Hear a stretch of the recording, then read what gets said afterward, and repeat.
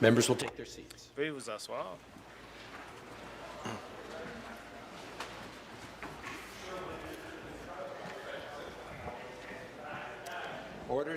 Ordre du jour. Le leader parlementaire du gouvernement. Merci, Monsieur le Président. Avis de motion gouvernementale numéro 22.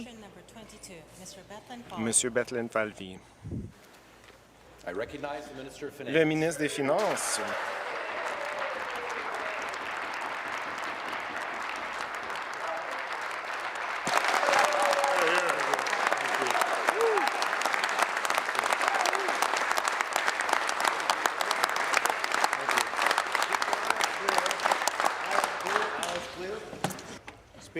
Monsieur le Président, je propose, appuyé par le Premier ministre, que la Chambre approuve les politiques budgétaires du gouvernement.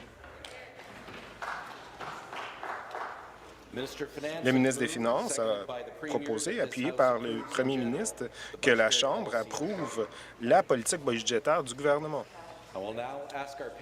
Je vais maintenant demander aux pages de distribuer les budgets aux députés.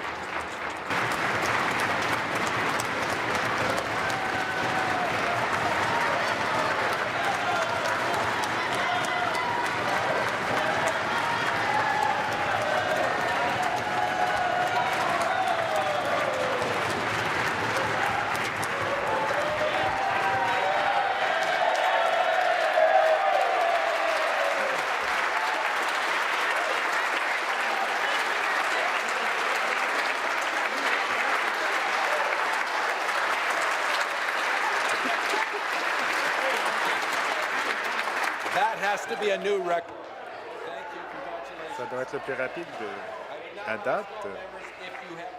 Et je vais demander à tous les députés si vous avez tous reçu une copie du budget.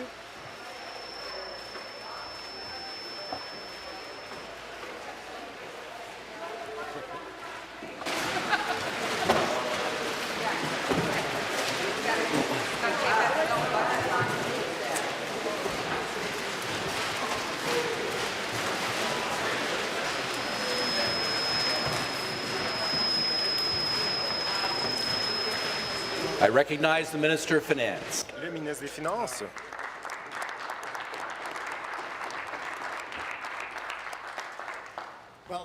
Merci. Merci, Monsieur le Président. Si vous me permettez, Monsieur le Président, j'aimerais commencer par dédier le budget de 2024 à l'histoire d'un jeune homme de 19 ans qui a quitté les siens dans une Europe déchirée par la guerre en 1949 et qui est parti au Canada. Avec presque rien en poche, il rêvait d'une nouvelle vie et de la possibilité d'aller à l'université, de trouver un emploi, de fonder une famille, de se sentir en sécurité et libre dans son nouveau pays. Monsieur le Président, ce jeune homme a pu travailler dur et grâce à son ardeur au travail, entrer en ingénierie à l'Université de Toronto, épouser une jolie femme, trouver un emploi à Montréal et élever 3 merveilleux enfants. Ce jeune homme de 19 ans fêtera bientôt son 94e anniversaire. Et bien qu'il n'ait jamais revu ses parents, le rideau de fer lui interdisant de retourner dans son pays natal, il a vécu le rêve ontarien, le rêve canadien. Monsieur le Président,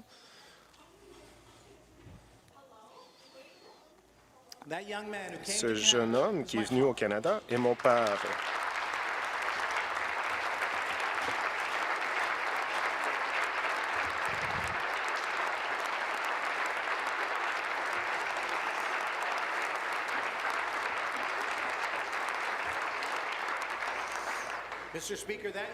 Monsieur le Président, ce jeune homme qui est venu au Canada est mon père et je lui dédie ce budget avec l'espoir et le rêve que 16 millions d'Ontariens aient la possibilité que mon père a eu, la possibilité de bâtir un avenir ici en Ontario.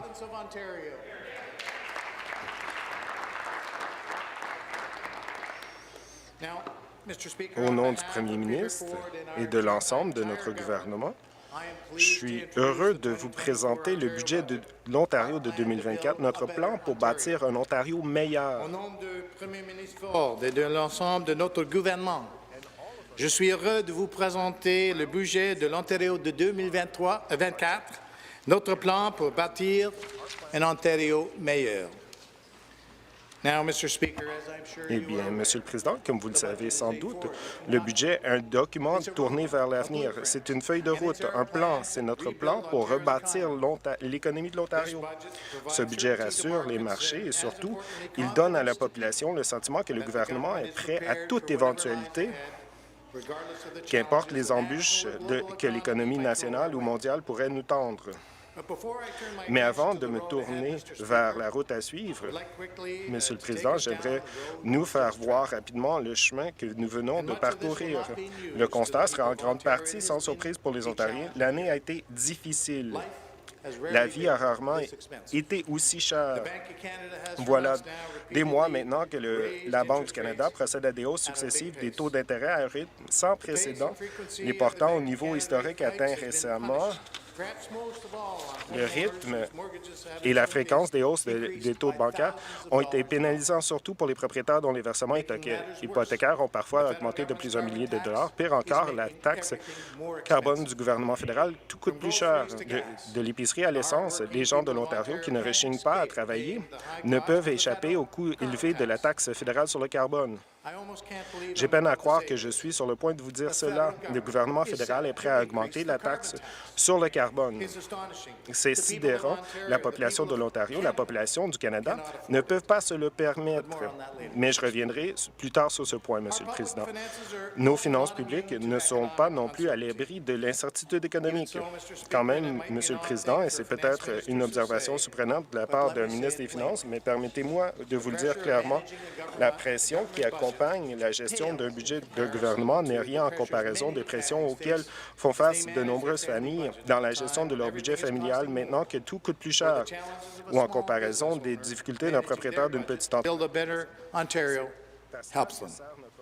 Global economies have slowed, the cost of everything is higher, and so we've had two choices. Put the brakes on or keep going. Mr. Speaker, we choose to keep going to rebuild Ontario's economy because it is the right thing to do.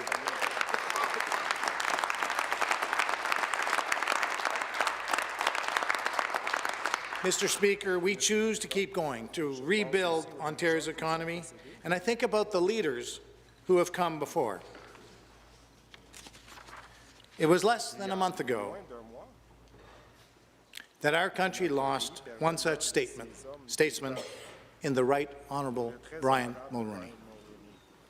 Mr. Speaker, there is little left that can be said about Prime Minister Mulroney's legacy that has not already been said more eloquently by others, including, of course, his own daughter, the President of the Treasury Board, whom I'm so very fortunate to work with every single day.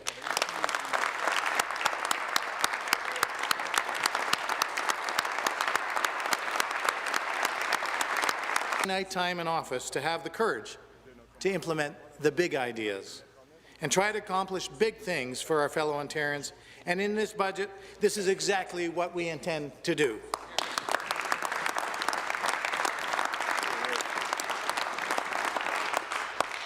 And this is important, Mr. Speaker, for the global and national challenges facing our public finances are real.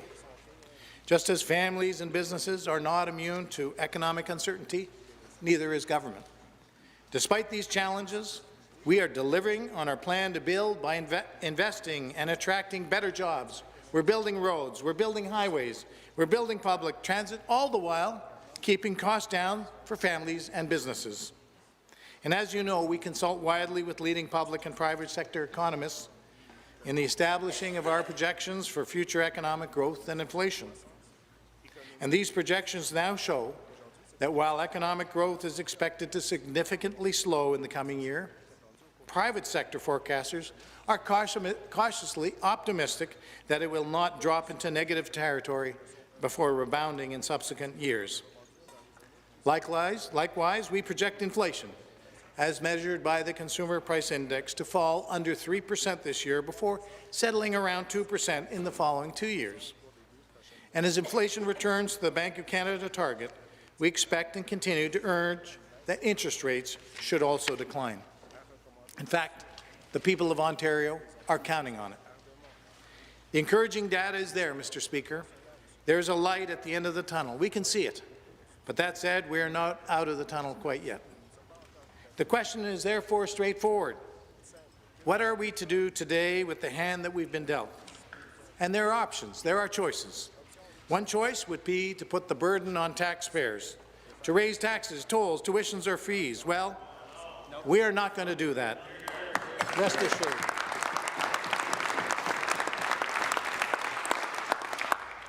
A second choice, Mr. Speaker, would be to tighten our belts, to cut investment in housing and cut investments in roads or better public services, in short, to retreat and do less. We are not doing that either. A third choice, Mr. Speaker, might be to throw our hands up, retreat, and expect municipalities to fill in the gaps. And we are not doing that. Instead, here's our choice. We're going to follow through on a plan that is working, knowing that the higher deficits compared to what we projected last year will be time-limited, while the return on investment will be felt for decades and for generations to come. Yeah.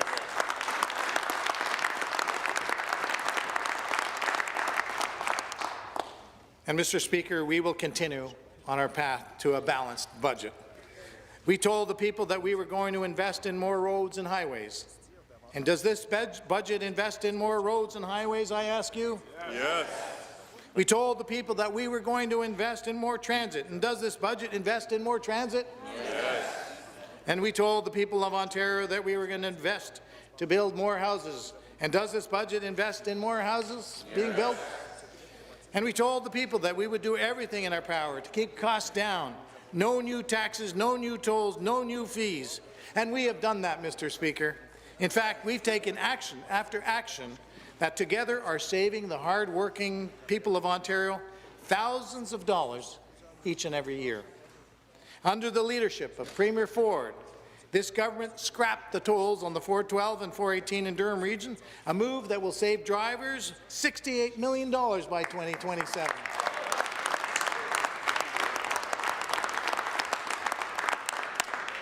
Now, I'm told that some parties in this House supported the road tolls and voted against removing them.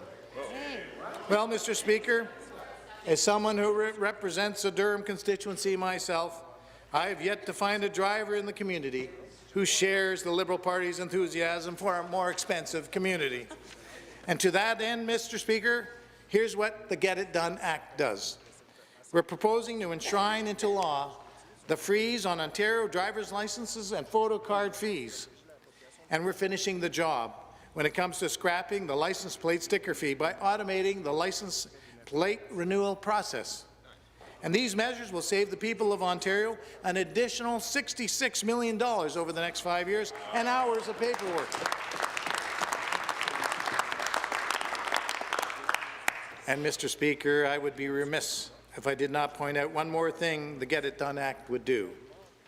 We will be enshrining into law a new, clear rule that will require all future governments, provincial governments, to seek the consent of the people before being allowed to burden people with the high cost of any kind of new provincial carbon tax.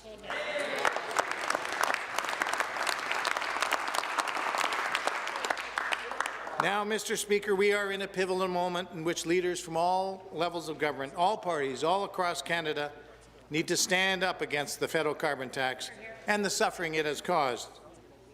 And when asked about the carbon tax, Premier Ford has always been very clear. He opposes it, full stop.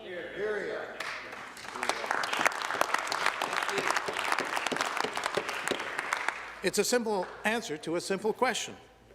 Everyone in this House should also aspire to answer that question just as clearly. Now, Mr. Speaker, it's time to return to the astonishing news about the federal carbon tax.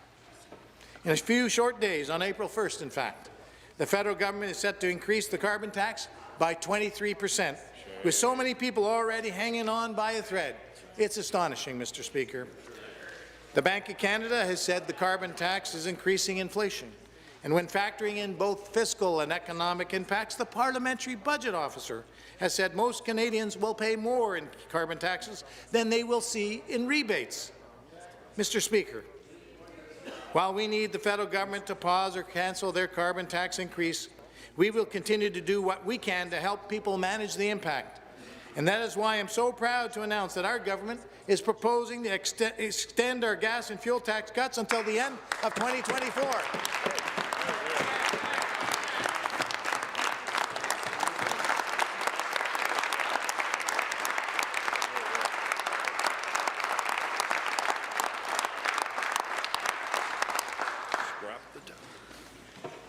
Ontario drivers will continue to save over 5 cents per litre every time they fill their cars for the next 6 months. This will save Ontario households an average of $320 over the 2.5 years since the cuts were first implemented in July of 2022. You know, that's real money back in their pockets. We're also eliminating the 6.1% wine tax and maintaining the beer tax freeze for an additional 2 years.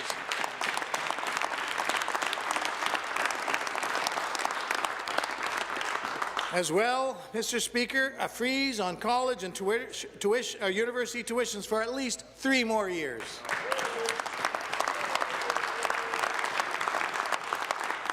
And we're moving forward with auto insurance reforms that would provide more choice and flexibility to drivers in order to keep their premiums more affordable. And, Mr. Speaker, we are also stepping up supports for some of our most vulnerable by expanding the annual income eligibility threshold for the Ontario Guaranteed Annual Income System program for low-income seniors, and ensuring that the benefit is indexed to the rate of inflation.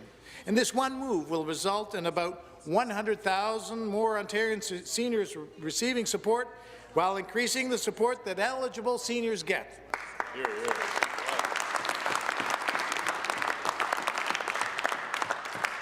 And of course, Mr. Speaker, we have given transit users the break they dearly needed by working with municipal partners to implement one fare.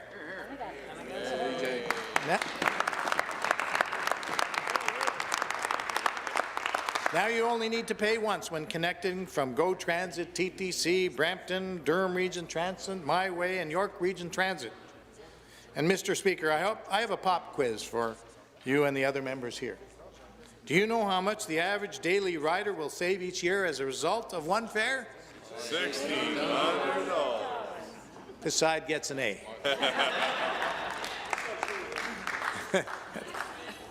Because this government believes that every commuter deserves a break. Whether you're driving your car or taking transit, our government is putting more money back into people's pockets.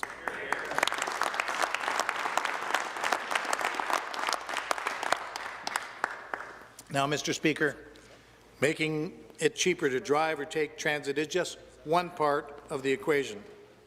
We also need to make it more convenient. So we are ready to build the roads, the bridges, the highways, the transit and other transportation infrastructure that our growing province badly needs. Today in Ontario, we are building those roads and bridges and highways across the province while investing in the largest expansion of public transit to be found anywhere in North America. So it's time now, Mr. Speaker, to take you on a tour. So I invite you to break out that old Ontario map, that road map, and maybe stick some pins in the projects we're getting built. In Windsor, I haven't said anything yet. In Windsor, shovels are already in the ground to expand Highway 3, with planning well underway to build a new interchange connecting the 401 to the Lausanne Parkway.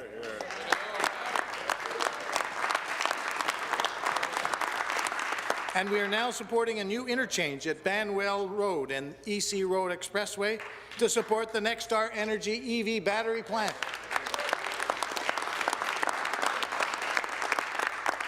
In Ottawa, we are designing a new interchange at Highway 416 and Barnsdale Road to support South Ottawa's growing population and jobs.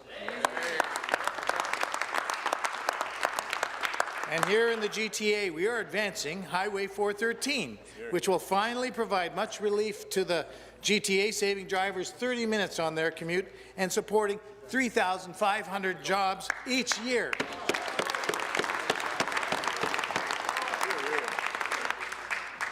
Mr. Speaker, as the Minister of Transportation can tell you, we all know how many people across Peel and particularly in Brampton need the 413. Families and businesses and community leaders are calling for this overdue relief in face of opposition from a handful of politicians and activists who live outside the region. Mr. Speaker, we won't let them stop the 413 from getting built. We will be there for the people of Brampton and Peel region. Let's get the 413 built.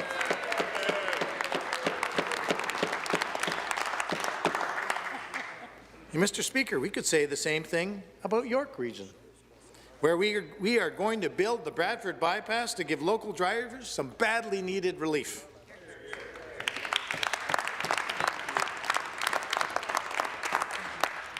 And let's move a little closer to the great city of Pickering, where we are planning to expand Highway 7 from 2 lanes to 4 lanes, from west of Reeser Road in Markham, east to Brock Road to support the Pickering Innovation Corridor.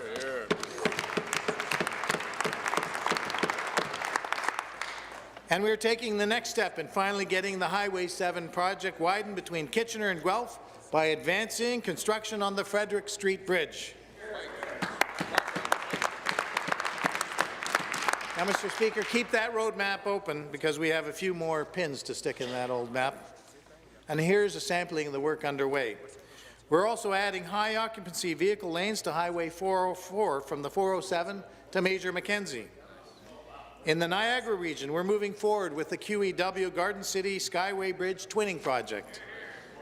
We're replacing the Little Current Swing Bridge in northeastern Manitoulin and the Islands. And we're rehabilitating this section, the section of the 403 in Oxford and Brant counties. Mr. Speaker, we're fixing the bridges and culverts on Highway 28 in Renfrew. In Northern Ontario, we are there's the member from Renfrew right there, folks. In Northern Ontario, we are reconstructing the provincial highways, such as the stretch of the 101 through Timmins. Mr. Speaker, we're widening Highway 17 from Kenora to the Manitoba border. And we're widening Highway 11 and 17 between Thunder Bay and Nipigon and resurfacing the stretch between Coghlan Road and Highway 482. Need a few more pins, Mr. Speaker. We're continuing to widen Highway 69 from 2 lanes to 4 lanes, from Parry Sound to Sudbury.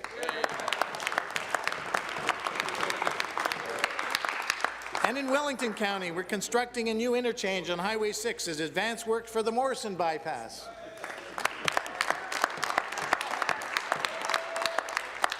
We're rehabilitating the Bay of Quinte Skyway Bridge, and we're replacing bridges on Highway 417 in Eastern Ontario. And we're widening Highway 3 and Highway 4 in Southwest Ontario. Are we out of pins yet, Mr. Speaker? Because that's what getting it done looks like.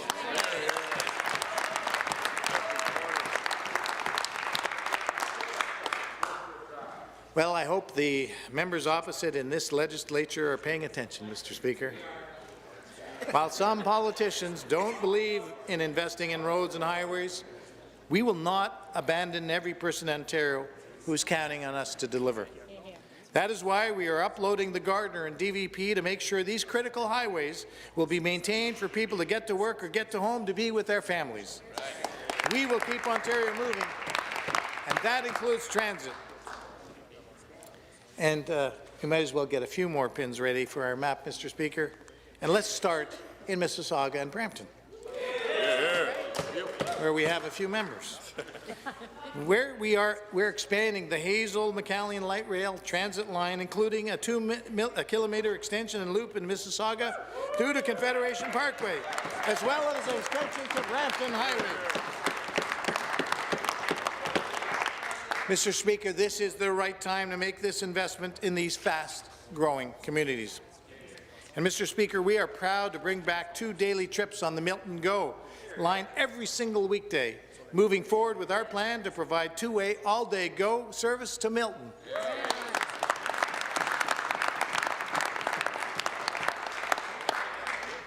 You know, what we need to deliver, Mr. Speaker, is a willing and true funding partner in the federal government. This is one of the fastest growing parts of the province, and we are going to ensure your transit service grows right along with it.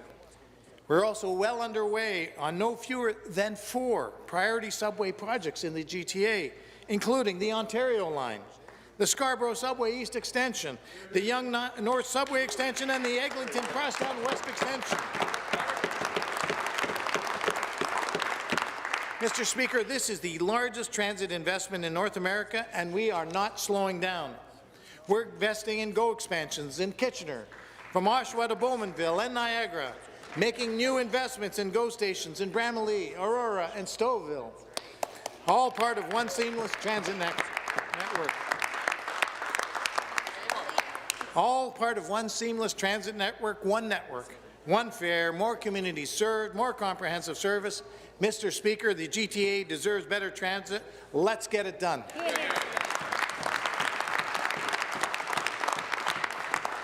Now, Mr. Speaker, we need to move fast because Ontario is growing fast. Ontario's population is expected to grow by over 5 million people over the next 20 years. Mr. Speaker, these people need homes. And to date, our government has taken action to remove the provincial portion of the HST from new purpose-built rentals. We're also supercharging municipal efforts to get housing built through the Building Faster Fund. And we announced a $1.2 billion investment to provide funding to municipalities who have reached at least 80% of their annual target for new home construction.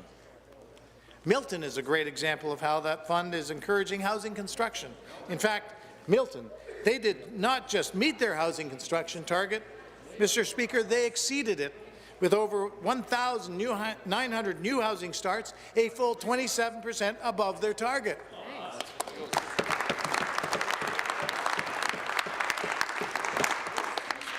Mr. Speaker, they are doing their part and we are doing ours, which is why we are proud to invest an additional $8.4 million in Milton through the fund. And to date, municipalities ranging from Toronto, Hamilton, Brampton, Guelph, Caledon, North Bay, Sarnia, St. Catharines, and more have all received Building Faster Fund checks. And in my own riding, Pickering has received $5.2 million for surpassing their housing targets.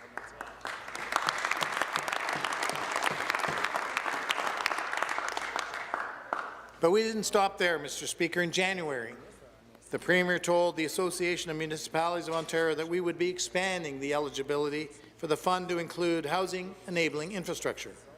And in the 2024 budget, we are taking the next steps by investing over $1.8 billion for housing-enabling municipal infrastructure.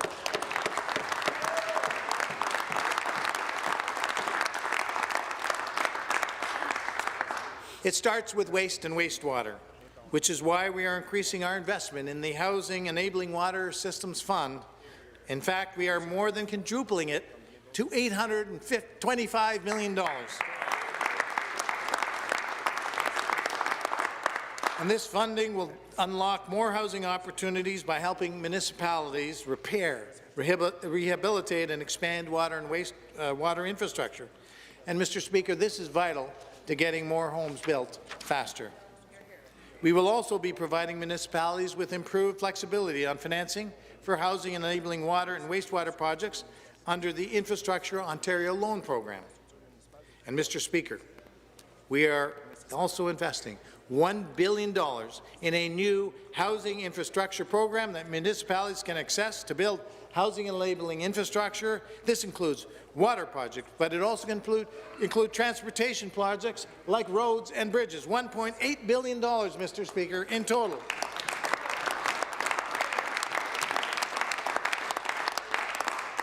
Because, Mr. Speaker, we are asking our municipal partners, will your project get more people in new homes faster?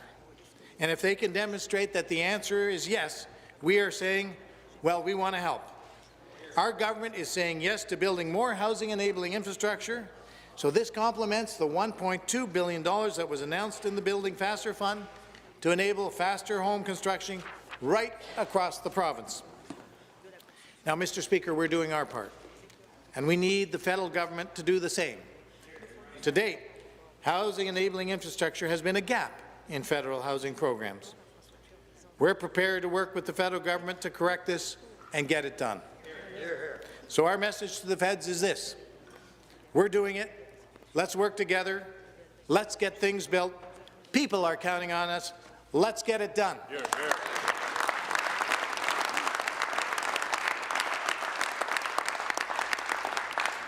Mr. Speaker, I want to highlight that our government's commitment is getting things built is more than just about housing. That is why, as part of our 2024 budget, we are also investing $200 million in a new applications-based community sport and recreation infrastructure fund.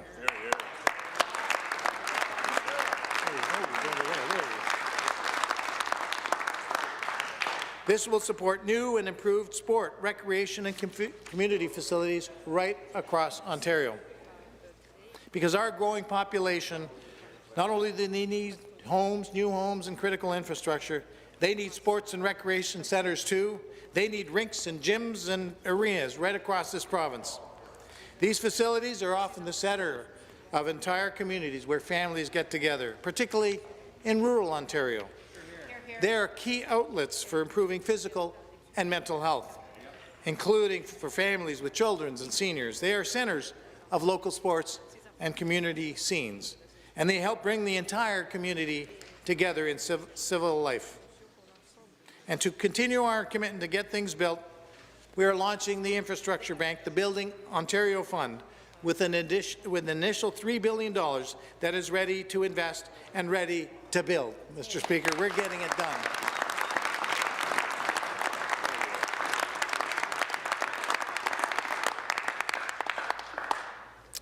And this brings me to one of the biggest investments we continue to make in our health care system.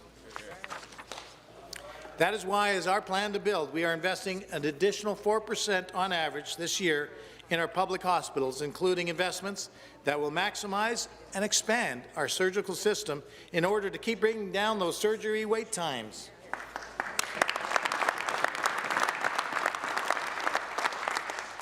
And our government knows that connected and convenient health care goes beyond our hospitals, which is why we are investing an additional $2 billion over 3 years in home and community care.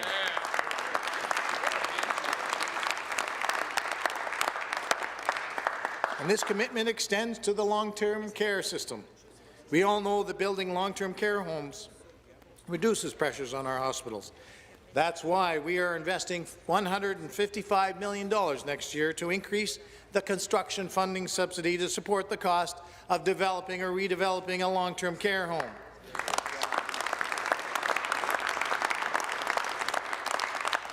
We need this investment in long-term care, and we need to continue using this funding specifically to fast-track construction so that we can get shovels in the ground.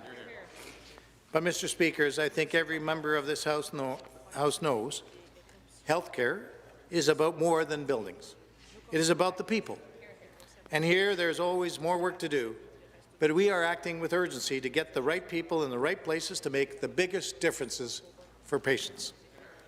Earlier this year, our government announced an investment of $110 million in primary health care. Today, we are increasing this new investment, bringing the total to $546 million over 3 years, starting next year, to connect 600,000 people to care through new and expanded interprofessional primary care teams.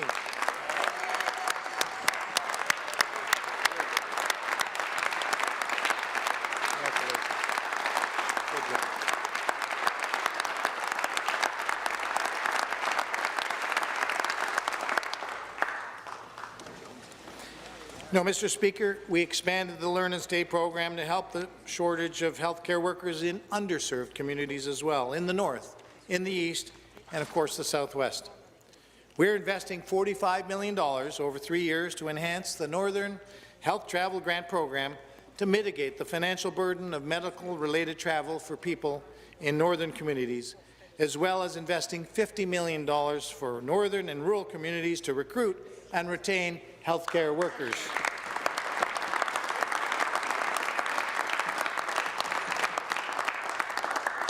For women and children, we are investing $15 million for mobile maternal care in remote communities, $24 million to increase access to the Indigenous Healthy Babies, Healthy Children program.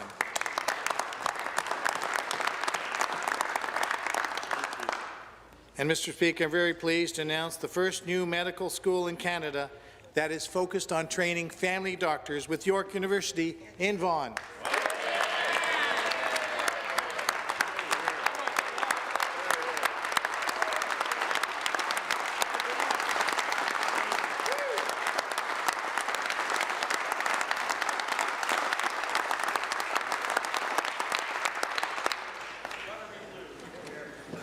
Mr. Speaker, we have been there for our frontline workers, and that includes our nurses. That is why we are investing $128 million over 3 years to support sustained enrollment increases in nursing support at public assisted colleges and universities by 2,000 registered nurse seats and 1,000 registered practical nurse seats.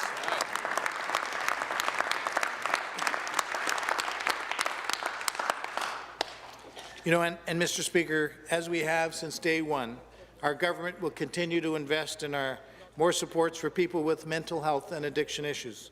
Almost $400 million more over 3 years. This includes $124 million to support continuation of the Addictions Recovery Fund that will maintain 383 addiction treatment beds for adults who need intensive support and help 7,000 people per year.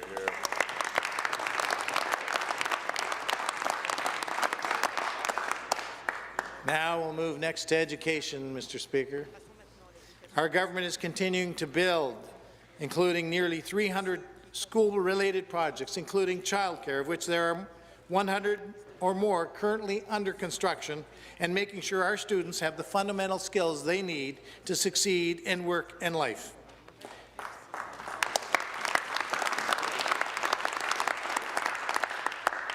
Starting in September 2025, we'll introduce a new kindergarten curriculum that will include clear and direct instruction in reading, writing, and math.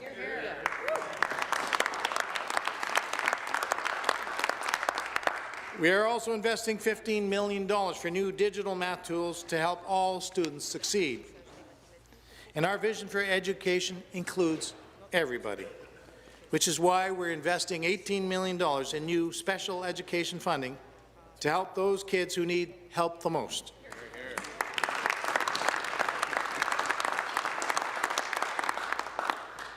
And, Mr. Speaker, we're increasing our investment in the Ontario Autism Program by $120 million, double what was provided last year to help 20,000 children and youth enter critical programs.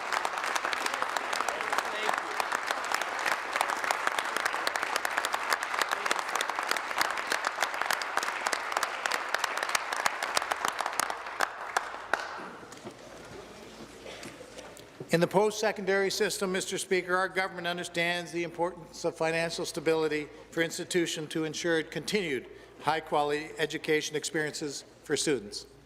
That is why our government, in addition to freezing tuition, is stepping up to the plate with a $903 million post-secondary education sustainability fund, along with an additional $10 million for small northern and rural colleges and northern universities.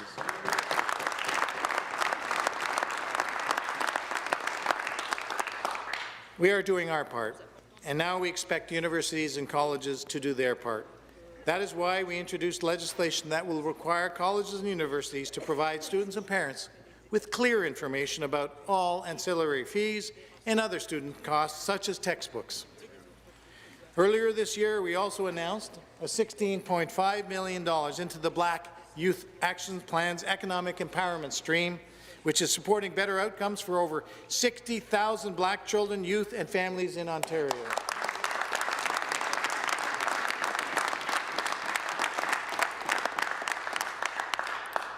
You know, Mr. Speaker, our 2024 budget also makes some urgent investments to help law enforcement protect our communities from crime. Mr. Speaker, parts of Ontario, and in particular the GTA, are in the grips of unacceptable spike in auto thefts.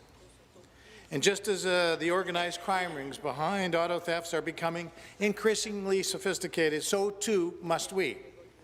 The federal government, the RCMP, the municipal police services all also have a role to play.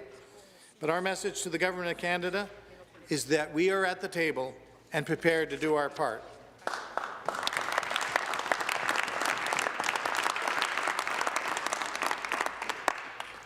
In particular, our police are asking for more tools, and we're going to be there for them. In the 2024 budget, our government is providing $49 million in supports to help police services across Ontario crack down on auto theft. We're also going to be investing $46 million over 3 years to launch a new air support program, which will include purchasing 4 new helicopters to help our police services in the Greater Toronto Area increase patrols and improve response times to major incidents.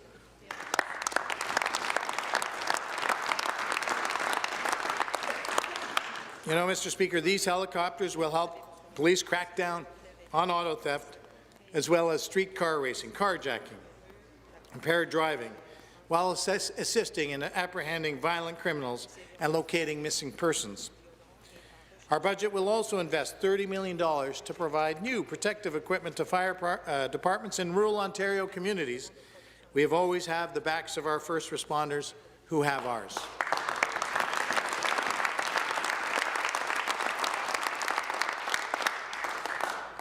And Mr. Speaker, our government is also not shying away from investing to protect the most vulnerable among us. We're investing $27 million over 3 years to enhance services for individuals impacted by sexual assault and domestic violence, and $6.4 million over 3 years to provide legal support for survivors of sexual assault and for children who are victims or witnesses of crime.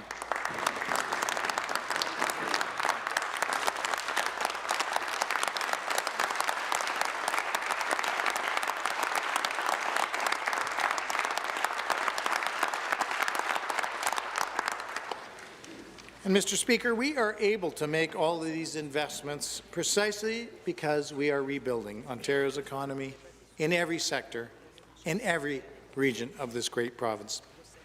Mr. Speaker, for 2 decades, the manufacturing sector was negatively impacted by the rising cost of doing business in Ontario, and market share was lost. Mr. Speaker, by 2018, Ontario had lost over 300,000 manufacturing jobs from the sector's peak in 2004. And we all know why that is. But no more, Mr. Speaker. Ontario has turned the page and is ready for the jobs of the future. Better jobs with bigger paychecks. And we have supported long-term targeted and strategic investments in Ontario manufacturing, including Volkswagen's $7 billion investment in St. Thomas that will create 3,000 good-paying manufacturing jobs.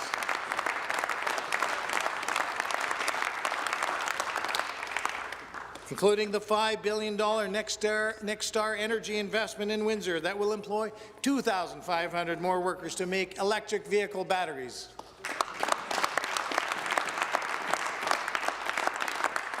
And the Umicore investment in Loyalist Township that will create 600 direct new jobs as part of a $2.7 billion investment.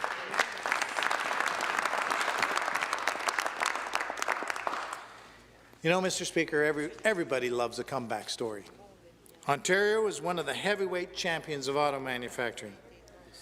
And under the previous government, we took a fall and lost the title.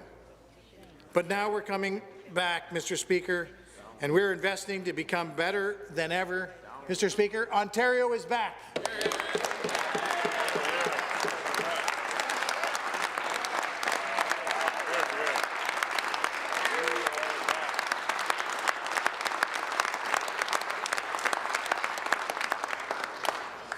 And the budget 2024 builds on that track record. This includes our continued commitment to unlocking the wealth of critical minerals in the north and working with our First Nation partners in Northern Ontario to build the road to the Ring of Fire, which is helping bring prosperity to these northern communities.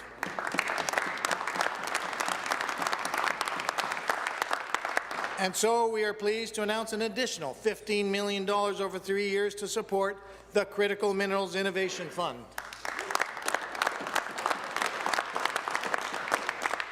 We're also allocating $100 million more to the Invest Ontario Fund, bringing the total to $600 million to help attract new investments and jobs.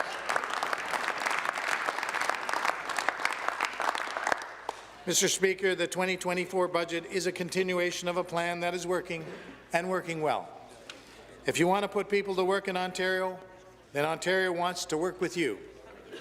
It also shows that when we have the courage to compete, bet on Ontario, we will be successful. And let's talk about those workers, Mr. Speaker. They are the backbone of Ontario's manufacturing renaissance. When it comes to having a skilled workforce, I would put the Ontario worker up against anybody else in Canada, anybody else in North America, and for that matter, anybody else around the world.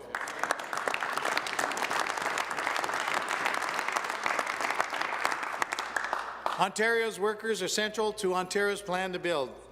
They have stepped up for Ontario, and we're stepping up for them. With each passing day, it also becomes more and more clear many of the best jobs of the future will be jobs in the skilled trades. Demand for the skilled trades continues to grow. Since our government launched the Skills Development Fund training stream in 2021, we have trained more than 500,000, that's 500,000 workers in the skilled trades and healthcare through nearly 600 training projects.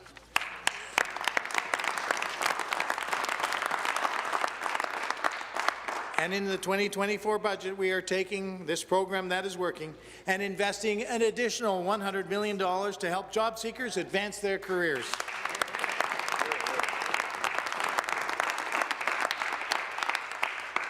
We are also continuing to encourage more young people to choose well-paying, rewarding careers in the skilled trades. Simply put, it's a career to be proud of. And that's why we're investing $16.5 million annually over the next 3 years to support programs that break the stigma, attract more young people into skilled trades, and encourage employer participation in apprenticeships. We are investing almost $22 million to expand the Ontario Youth Apprenticeship Program and almost $42 million to launch 100 new training projects.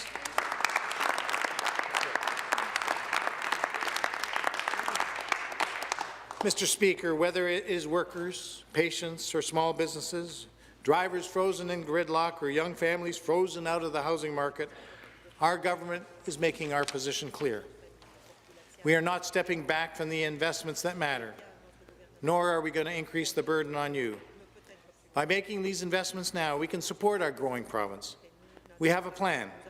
It's a plan to rebuild Ontario's economy, and it's a plan that is working. It's a plan designed to weather adversity and continue investing and keep Ontario pointed towards better and brighter days ahead. Nous avons un plan. C'est un plan pour rebâtir. We have a plan, and it's a plan to rebuild Ontario's economy, and it's a plan that is working. It is a plan designed to weather adversity and continue investing and keep Ontario pointed towards better and brighter days. And as I've said in the beginning, Mr. Speaker, my father came to Canada with a dream, and we are making that vision a reality. We will make Ontario the best place to live, to work, and raise a family, a place where you can get a better job and a bigger paycheck, a place where you can feel safe and secure in your community, a better Ontario. And we've made our choice. We're choosing to say yes. We're choosing to get it done. We're choosing to be there for the people of Ontario, and I invite all members of the legislature to join us and send a message throughout Ontario, throughout Canada, and around the world that right here in Ontario, we're ready to build. Thank you.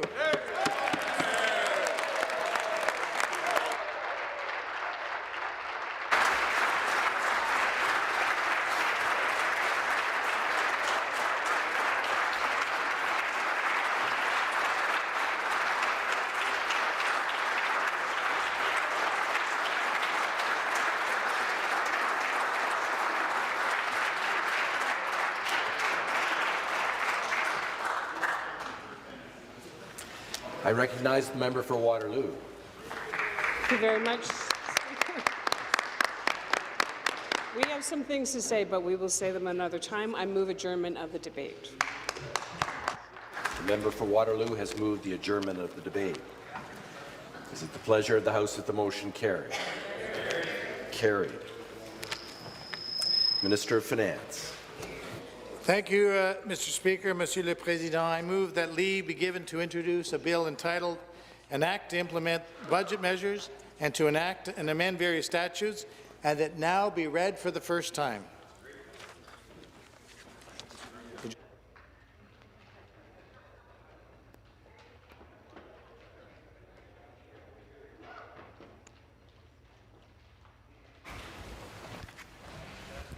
Mr. Bethlenfalvy has moved that leave be given to introduce a bill entitled An Act to Implement Budget Measures and to enact and amend various statutes, and that it now be read for the first time.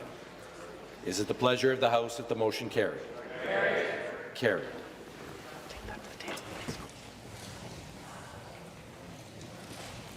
This is a bill entitled An Act to Implement Budget Measures and to enact and amend various statutes. First reading of the bill, Premier-elect 2, the projet de loi. Minister care to make a brief statement explaining his bill. I thought you'd never ask, Mr. Speaker, so let me, no. I think I already have, and so the answer is no. Thank you, Mr. Speaker. Next, I'll recognize the Government House Leader. Thank you, Speaker. I move adjournment of the House. Government House Leader has moved the adjournment of the House. Is it the pleasure of the House that the motion carry? Carried. This House stands adjourned until tomorrow at 9 a.m.